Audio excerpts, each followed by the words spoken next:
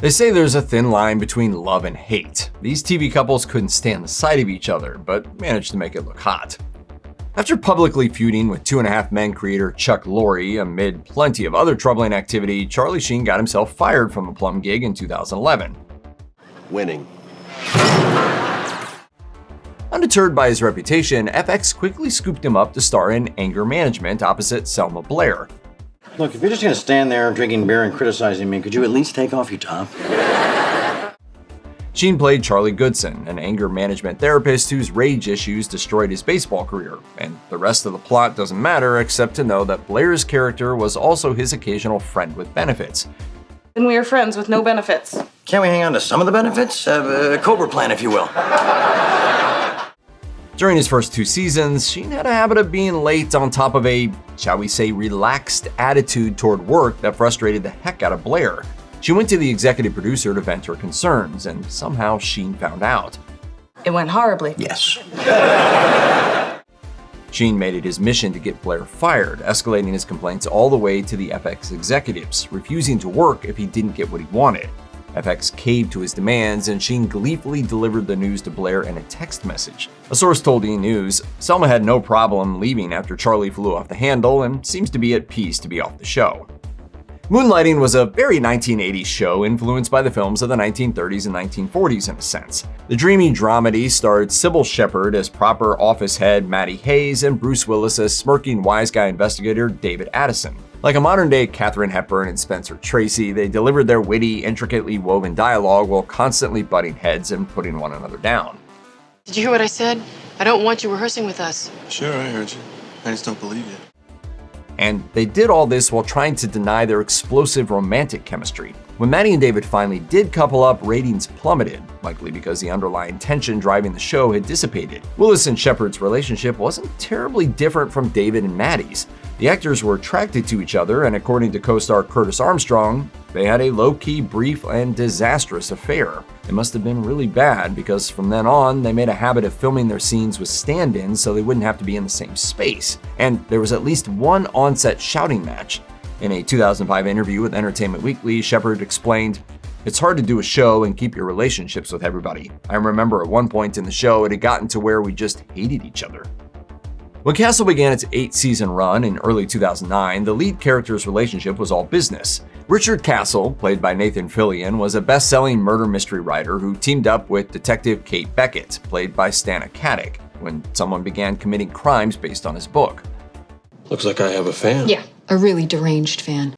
Pretty soon, Castle became a police consultant, tagging along on Beckett's investigations.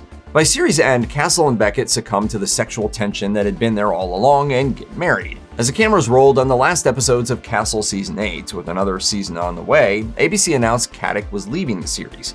That's when the tea began to spill. A source told Us Weekly, Stana Katic and Nathan Fillion completely despise each other. They will not speak when they are off set, and this has been going on for seasons now. A few months earlier, producers actually ordered Katic and Fillion to go to couples counseling.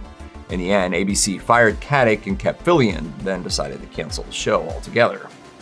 Martin Lawrence was one of the most popular comedians of the 1990s, and Fox's Martin was a weekly primetime vehicle where he could do pretty much whatever he wanted. This would ring true big time in real life. Lawrence was banned from Saturday Night Live for going off script with an opening monologue that was barely safe for that 11:30 time slot. But on Martin, he was reportedly much worse. In season 5, Tisha Campbell, who played his wife Gina, quit and sued Lawrence for continuous acts of sexual harassment and sexual battery, as well as verbal abuse and threatening behavior. The suit was settled, and Campbell agreed to tape the final episodes of Martin, but with a strict rule in place. She would do her scenes alone. Lawrence was barred from the set while she worked. In case you think this hating your co-star is a relatively new phenomenon, you'd be sorely mistaken. Classic early sitcom I Love Lucy often featured storylines built around Lucy and Desi's interactions with their landlords and best friends, Fred and Ethel Mertz, played by William Frawley and Vivian Vance. Even though Fred and Ethel frequently and pointedly insulted each other's physical appearance, it was clear that they were very much in love. The same was not true with Frawley and Vance. Lucy, is that my date? He's no dream, he's a nightmare. Vance didn't think audiences would buy their relationship because of their 22-year age gap and complained loudly about it on set. As for Frawley, he'd never been impressed by Vance's talent. In Desi's memoir, A Book, Arnaz recalled Frawley asking, "Where the hell did you find this?" But after years of insults and loathing, Frawley was still up for a proposed Fred and Ethel spinoff when I Love Lucy ended. Not Vance, though. Is that your idea of a cute young chick? You'll never shop for my poultry.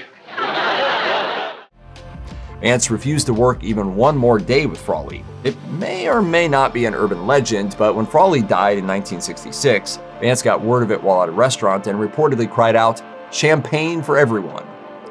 Now, Freaks and Geeks is that one show that nobody watched back then, but everybody swears today they loved it. Two of the show's characters shared troubled family backgrounds, Daniel and Kim, played by James Franco and Busy Phillips. The pair were breaking up as much as they were making up, alternating between aggressive PDA and public screaming matches. James Franco and I really didn't get along. Oh, really? Yeah. When we were on Freaks and Geeks, we were 19 and we really disliked each other.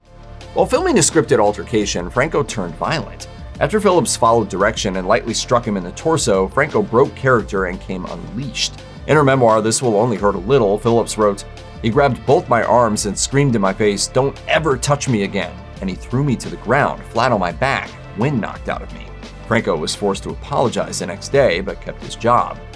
Growing Pains started out as a typical family sitcom focusing on the well-to-do Long Island Seavers. But then Kirk Cameron basically stole the show right out from under his TV parents, Alan Thicke and Joanna Kearns. Mike evolved from troublemaking girl-crazy teen and to a college student with career aspirations.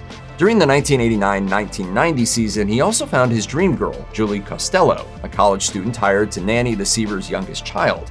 Julie was played by Julie McCullough.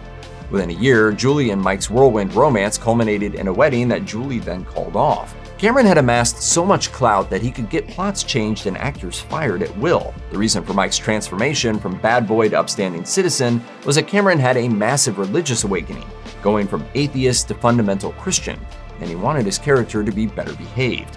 Producers balked when he asked for changes, but they had little choice after Cameron went to ABC executives and coerced them into firing McCullough.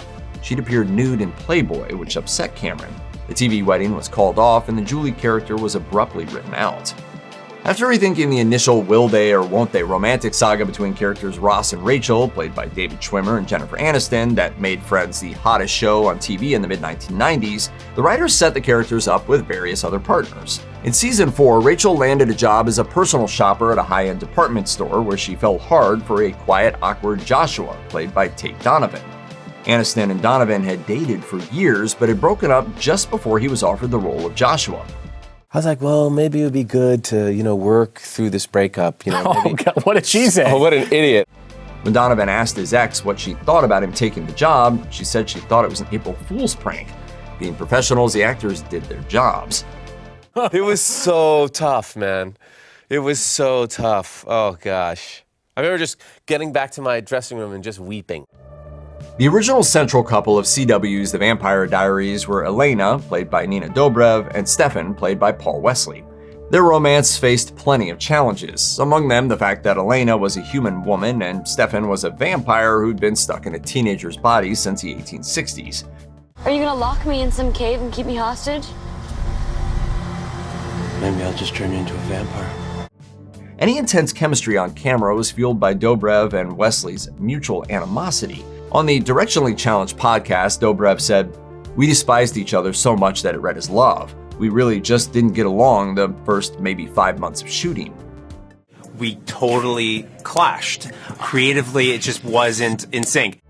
Wesley added that they'd now become good friends, saying, "After a few seasons, we developed this absolute mutual love." In the first few seasons of mid-2000s teen soap One Tree Hill, much of the drama came from a central love triangle. Star high school basketball player Lucas Scott, played by Chad Michael Murray, couldn't decide which of his classmates he was more in love with: rebel cheerleader and artist Peyton Sawyer, played by Hillary Burton, or fashion maven Brooke Davis, played by Sophia Bush. But it was even more complicated when you factored in the off-screen drama. On screen, Lucas and Peyton got together, but off-screen, Murray and Bush became a couple in 2003. They got married in 2005, separated 5 months later, and divorced in 2006. Their marriage was over, but the show wasn't, so the exes kept working together until Murray left over a pay dispute. Years later, neither Murray nor Bush seems too keen to discuss their One Tree Hill era. At ChristmasCon 2022, Murray said, "It's a section of my life that I deleted. A lot of development, a lot of growth as a human being, and just deleted so much of it." As for Bush, when she was asked about that time on the Inside of You podcast, she replied, "I'm not going to talk about that. Whenever I've done that, it gets twisted into I'm talking about somebody who I don't even know anymore." ABC's Life Goes On was a tender but unflinching drama that examined real-world problems through the lens of a middle-class suburban Chicago family. Airing from 1989 to 1993, the show made headlines in history for both its storylines and cast.